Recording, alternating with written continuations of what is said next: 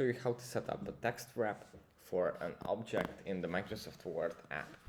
First, we have to open up the app, and here it opens up like this. From here, we just go into Layout in the top row. And then we click on the object that we want to apply text wrap to. And here we click on Wrap Text. And here we have some options with which we can wrap the text around the object. Square tight through top and bottom, so it just skips the thing behind the text or in front of the text.